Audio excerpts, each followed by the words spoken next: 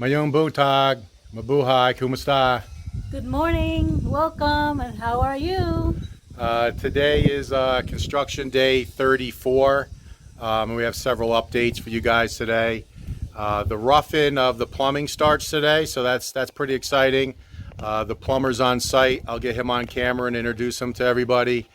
So they're starting the process of laying in the rough-in for the plumbing.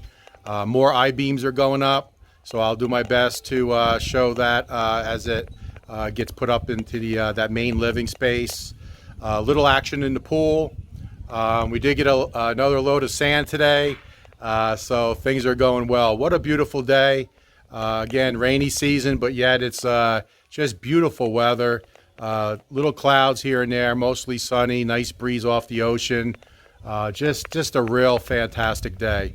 So see you guys up at the job site, and once I get up there, I'll do a quick walk and talk. All right, guys, I'm here up at the job site. I want to do a quick little walk and talk with you guys. Now, before we get started, a couple questions about sunscreen from you guys. The question is, does Wilma and I use sunscreen? I could tell you every day. A little stock tip: buy a Banana Boat stock, just because I'm using so much of it here. SPF 50 to 100, whatever I can find. But it is a good question. I'm standing here in this Filipino sun, and it's brutal for someone that's fair-skinned for sure. So every day you see me wearing hats. I do walk around with umbrellas. Wilma's always walking around with an umbrella, but when I'm filming, I don't use an umbrella. And sunscreen everywhere. So I do my best to try to keep the sun from burning. So thanks for that question, and there's your answer. With the walk and talks, I just want to talk a little bit about the channel today. Our channel here, Building the Philippines with Wilma and Greg, is only 33 days old. We just went over a month, and we are very astonished how much goodwill we're getting from everybody. We hit over 1,000 subscribers in 27 days. We were over 25,000 views in those 27 days. The channel is growing a little at a time, and I want to thank you very much. I think I said in my introduction, that I wanted to get to know you guys, and I really have. So many of you send great comments and great emails, and keep that going. Like the dialogue, I do my best to answer every single comment. So far I have every single email, and some of the emails that you guys are sending, you're asking several questions, and some of the answers I have, some I don't, but I'm taking the time and typing quite a few words back to you guys, making sure that I give you all the answers that you can get. And a lot of the questions was about real estate, and that's why I brought Alma as a real estate agent on the channel, this to try to take over some of those questions. She has better answers than I do. Now we're going to go towards the house design. That's next. So we'll continue with the updates every day as we're on site every single day. But we will go off and delve into the house design and how we chose an architect and how we got the blueprint, the site surveys, the permits. All that is coming up in future videos. But I do ask just a couple things from you guys. If you could, and a lot of you are, like the videos. We're getting about 700 views per video, and we're getting about 50 to 70 likes. So what is that? 8 to 10% likes. So if we could get that number up, I'd appreciate it. So if you don't know how to like a video, please ask a friend and get those likes up. And the reason for that is my understanding with the algorithm with YouTube. When there's a lot of interaction with comments and likes, YouTube will kick our content out to more people, which means more people get a chance to see our video and see if they would like to subscribe. So that's one way you guys could help us, is we try to get the likes up, maybe 20, 30% of the views, maybe 50% of the views. How great would that be? So that's a little favor if you guys could do that. Then of course, tell your friends about the channel and see if they'd consider subscribing as well. That'll always help. But we also want you guys to do what you can with watching the videos as long as you can. I've been delving into the analytics of YouTube a little bit, and it's showing about 50% of our videos are being watched only half the time. So if it's say a 20-minute video, you guys are watching them about 10 minutes and then jumping off into another video. So if you guys could do your best to watch the video to the end, that would help us get our watch time up, and it would improve that metric. So what I'm trying to do, and I think you guys have noticed this, at least the subscribers has been around from the beginning. We're learning how to edit as we go here. We're doing better with the edits, or at least I think so. What I've been doing is I'm videoing a task, and then I cut the video when I'm done shooting that specific task. And then it could be half hour later, an hour later, I start the video up again. So what I'm doing is not wasting your time with just walking around, just looking for things to show. It's a specific video, a specific clip for a specific amount of time. I edit any wasted seconds in the front of the video, and then any wasted seconds at the end of the video, to try to give you guys as much content within that 10-minute update, 20-minute update, whatever happens to be each day. I'm trying not to waste your time with walking around just showing you butterflies or showing you banana trees or just walking around. I'm not doing that. I'm giving you guys targeted updates, and I'm trying to trim as much as I can of the videos out, or those clips out, and clip all them together. I mean, I think our last video I had 27 clips in that, I think it was a 23-minute video. So I'm trying not to waste your time, and I'm trying to give you guys as many updates as I possibly can, all in one video. So whatever you guys could do to watch the video from beginning to end, that would help the metric out, and then of course get our watch time up. So that's what we're shooting for. Please comment as much as you can. We've been getting some really good comments still regarding improvements on the site, and quite a few of your updates we are actually incorporating into the house. And if anything, it's good dialogue back and forth. I do enjoy that commentary, so keep that up, and then I'll see you guys up at the job site. All right, so we did get another load of sand today. So what the guys are doing is they bag up the sand, and then we have a guy with a wheelbarrow that's taking the sand and bringing it up to the job site, up next to the mixer, and then they're starting to stockpile it. You can see they have a lot of bags ready to go, and there's also gravel mixed in there as well, because here in the next few days they're going to be working on pouring the floor of the pool, and then once they form up the front of the house, the beams in the front of the house, they'll be pouring the rest of those columns and beams as well. Okay, so here is the finish of the weld of the I-beam in the back of the house that connects with the concrete beam. So yesterday's video, and let me zoom in there just a bit, I said they were going to build up 3 strands of that 16 mm rebar that is welded to the 4 strands that comes out of the beam horizontally. So that has been done, and all the welds are in place. So it's 3 strands that goes around that I-beam, and then 4 strands that come out of the beam, and it's welded all in various places. Now that exposed rebar will all be painted as well, the same red color to prevent rusting.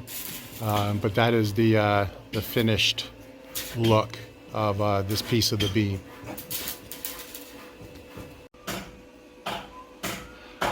I had this sun right overhead, so I'm going to try not to get any glare. But they pulled the forms today off the back of the house. So there is the finished beam. And then what I wanted to show you is, and let me zoom in, see how that the I-beam that goes across that was welded to the column, as well as the beam, all that rebar, that was all welded. And then they came in and poured the rest of the column. You can see there's a little bit of form left there that they got to pull off today. But the beam is now exposed, but it encompasses that I-beam. So it's all welded in there, and then it has the concrete poured around it. So that's going to be a pretty strong area to help support the roof.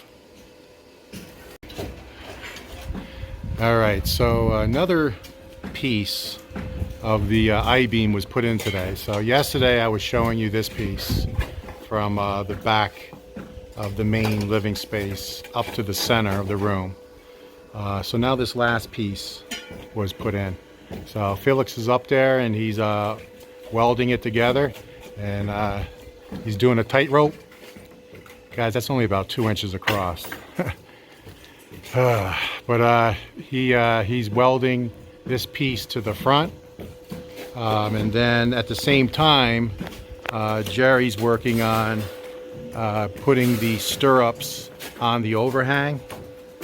So this will be the next pour. So they will start forming up the rest of this beam with the 2-meter cantilever, and then the rest of the column. So Jerry's working on that now. And let me just take a quick walk. I'll show you. He's got 2 of them close to being ready. So I'll show this one.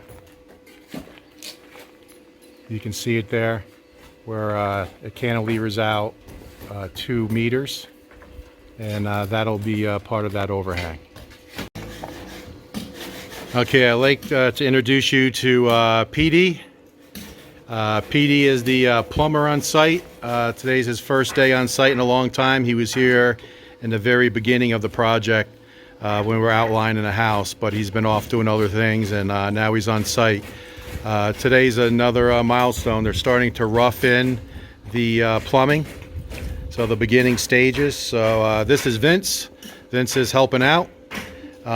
So this is the spare bathroom. So this is the furthest away for all the plumbing to the septic system. So they're starting with the furthest point. So the back of this will be the shower. Then there'll be a toilet here and a sink over here. So obviously a need for plumbing. So they're starting the rough in now. So they're digging up all the hard work of putting the stone in place, but they're digging the trenches now. So they're coming across here. My contractor says he does not like 90-degree turns in his plumbing, so he does only 45s. So that sounded good. But it's gonna head from the furthest point, and then this is going to be the kitchen area. So as you guys know, I've said it before, in the island there will be the sink, which is about where this pipe ends.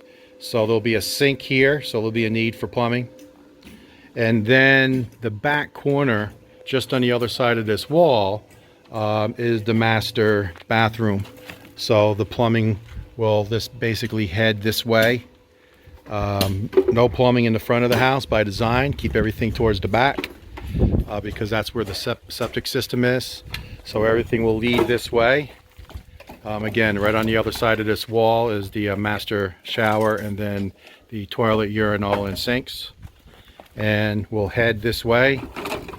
And the septic system is in the back corner, which is, if you look at the property, this is the lowest side. So everything will move this way. And then I do want to mention one more time, I've mentioned it many times, that this septic system is 3-chamber. You can see it's quite large, but there will be a leach field coming out of this way, going down with perforated pipe. So just in case this septic ever does fill up with water, it'll have somewhere to leach out. So I just wanted to mention that one time again. So I think it's a good thing that we're moving forward with some roughing, and you guys got a chance to meet the plumber. His name is PD. So there'll be 4 split type air cons in this house. There'll be 1 in the main living area, 1 in the master bedroom, and 1 in each of the 2 spare rooms.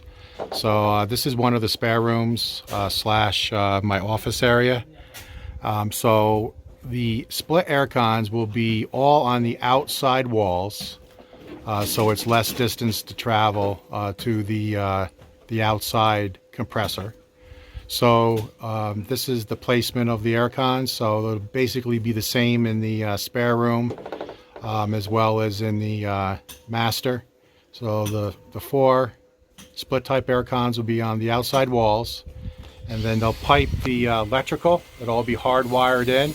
So you can see here's where the wires will come in to hook up to the unit. And then the actual electrical hookup will be on the outside of the house with a breaker.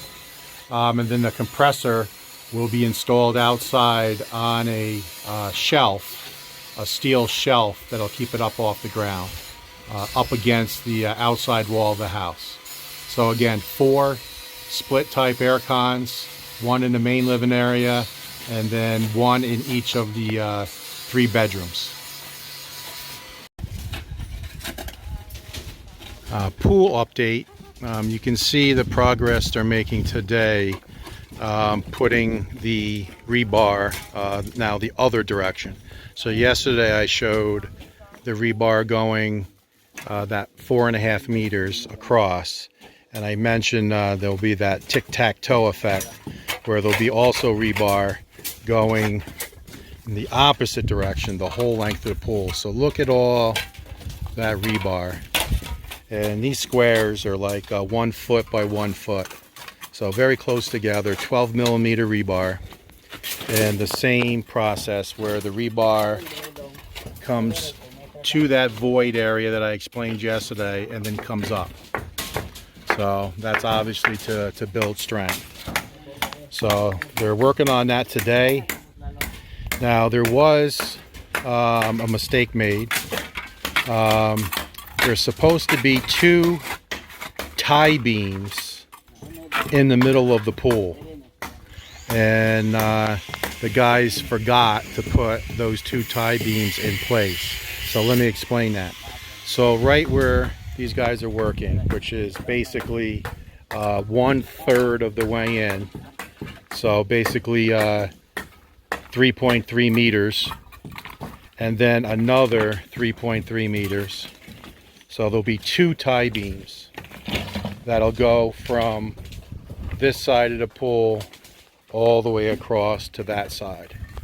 So what they need to do now, and it's a little double work, but they have to dig down about a foot down and about a foot wide from this side of the pool all the way across. And I'll film this.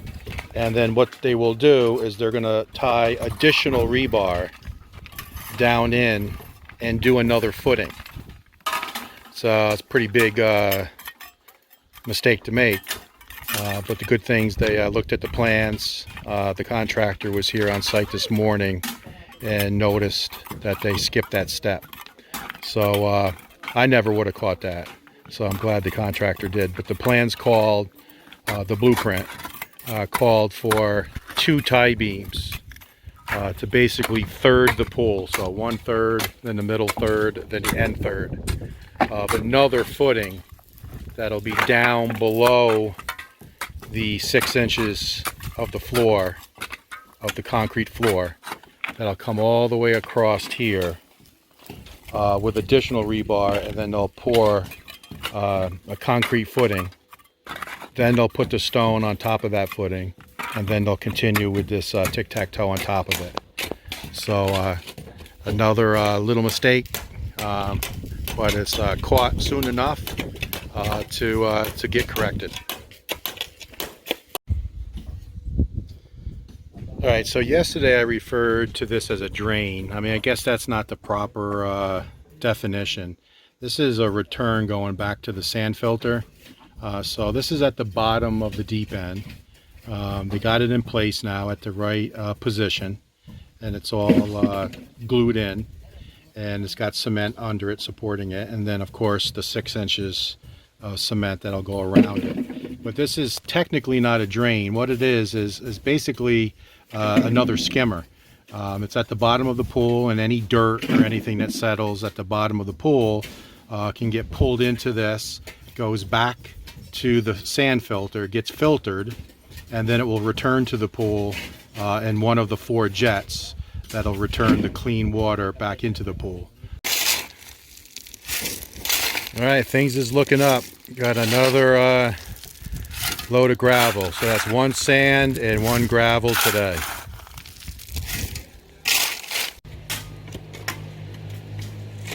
So again, a little setback with the pool, but they got this dug out. It's less than an hour. It's probably right at 50 minutes where they dug out the trench for the footing. So again, it would have saved time if they did it right the first time, but you know, within 50 minutes, and they already started the second one.